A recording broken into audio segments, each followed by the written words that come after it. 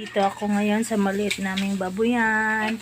Ito, pinapakain ko ng kangkong, 2 biik. Tapos, ito yung gagawin naming inahin.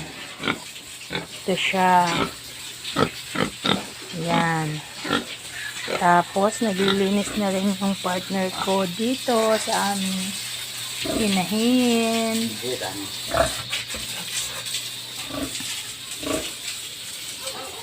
Ito yung mga gawain namin araw-araw, guys. Kada umaga, routine namin to araw-araw. Naglilinis sa dumi ng mga baboy at nagpapa-snack ng mga pinapa-snack namin ng ganito kangkong at saka talbos ng kamote. Ito yung mga biik namin, guys. Ito sila. Ito. Pero purong feeds to, guys. Binibigyan lang namin sila ng pakonti-konti ng ganito. Snack nila mga dahon ng kangkong at saka talbos ng kamote. Tuwing hapon lang yan, guys. Umaga, tanghali at saka hapon feed sila. Yan. Kasi kailangan nilang mag-snack, kaya mga dahon naman. Yan. Habang pinapalinis yung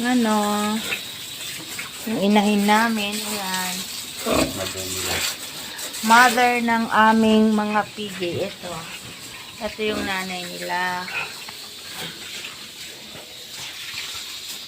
Tapos pupunta ako dito sa ginagawa namin kulungan ng bagong inahin. Ito, guys, hindi pa tapos. Gawa ng naubusan ng budget.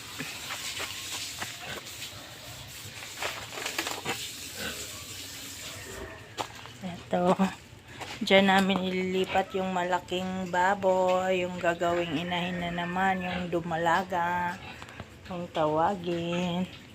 Kaya lang sa ngayon hindi pa mailipat, gawa ng hindi pa tapos yung kulungan. Yan, wala pa kasing budget, guys. Sa susunod na naman. Ito yung likod namin. Yan, likod ng kulungan ng baboy. Balik ako dun sa kulungan ng baboy.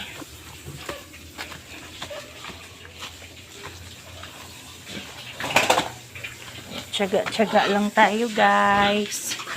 Ayan, umpisa kami sa isang baboy lang, guys. Nagpatining kami. Tapos, habang tumatagal, dumadami na, nagkakaroon na kami ng inahing baboy. Tsaga-tsaga lang, guys. Hanggang sa mulad ang ating buhay. Ayan. Si Mama Pig.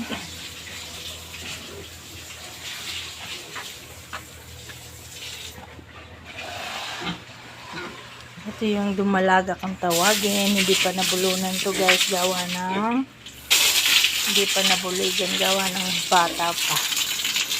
Yan. Linis-linis pag may time.